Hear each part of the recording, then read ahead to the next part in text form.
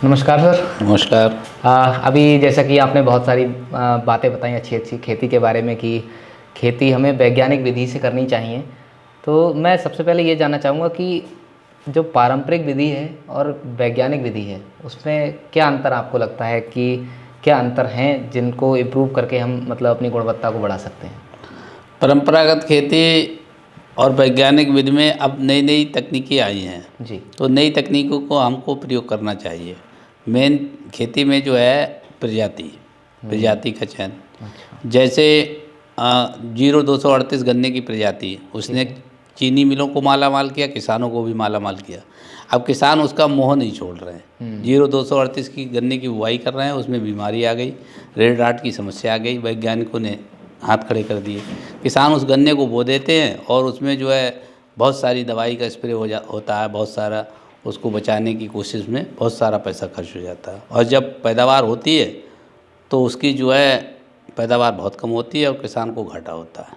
वही नई प्रजातियाँ आई हैं 15-023, 13-235, 14-201। जी। इन प्रजातियों की बुवाई करने से हमको कम दवाइयों का इस्तेमाल करना पड़ेगा, लागत कम आएगी और हमारी पैदावार अधिक मिलेगी। तो इस तरीके से वैज्ञानिक विधि से खेती की जाए तो मुनाफा होगा। बिल्कुल। मतलब लोगों को, किसान भाइयों को जागरूक रहना पड़ेगा, थोड़ा नॉलेज लेनी पड़ेगी इस बारे में, तभी वो पैदावार अपनी बढ़ा सकते हैं, मुनाफा अपना बढ़ा सकते हैं। तो सर ये भी मैं जानना चाहूँगा कि कुछ समय पहले या पुराने ज़माने की अगर हम बात करें तो जो खेती थी वो हमें, मान लीजिए अगर हम धान या गेहूँ की बात करें तो वो 7 कुंटल 8 कुंटल हमको मिलते थे, लेकिन आज वही घट के 2 ढाई कुंटल पे आ गए हैं।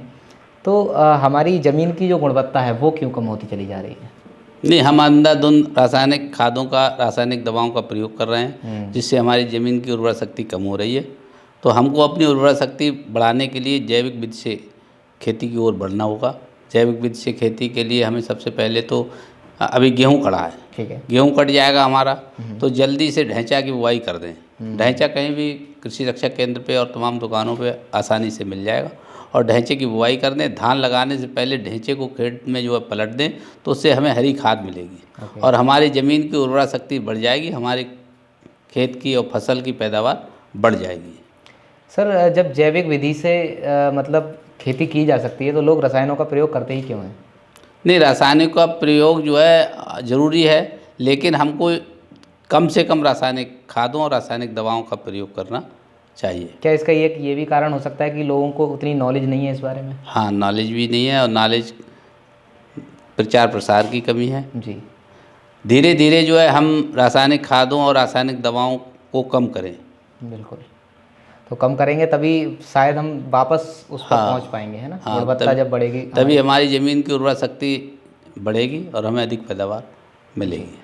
सर आजकल खेती बाड़ी से हट करके एक नया भी ट्रेंड चला है, लोग घर पे अपने टेरेस गार्डन बनाते हैं, छत पर एक छोटा सा गार्डन बनाते हैं, टेरेस गार्डन। तो लेकिन वो उसका ख्याल उस तरीके से नहीं रख पाते हैं।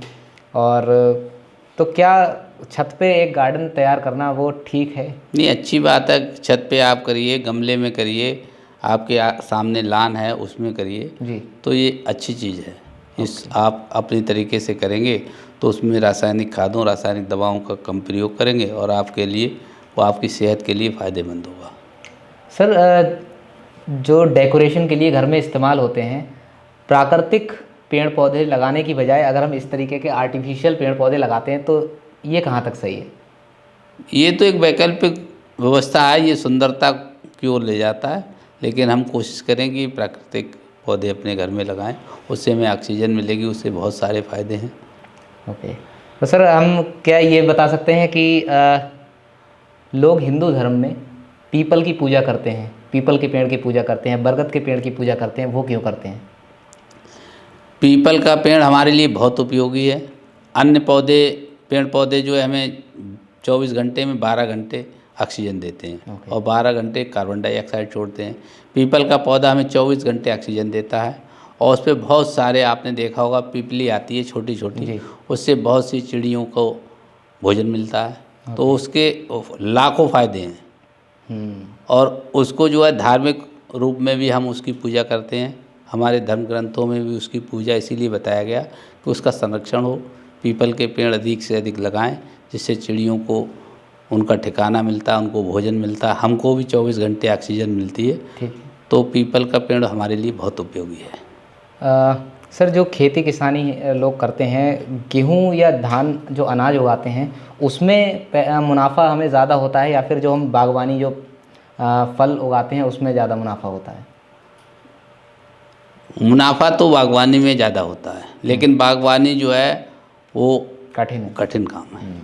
उसका ख्याल रखना पड़ता है। ख्याल रखना है, उसमें जो है बीमारियां आती हैं, उसकी देखभाल है, वो लंबा प्रोसीजर है। लंबा उसमें प्रोसीजर लागत है। ज़्यादा आती है, रिटर्न की कोई गारंटी नहीं है। हम्म, अब गन्ने की खेती करते हैं तो गन्ने का एक सरकारी रेट तय है कि हमारा 310-70 रुपये जो है गन्ना बिकना ही बिकना है। ठीक है सरकार की उसमें मंडेशन है। जी।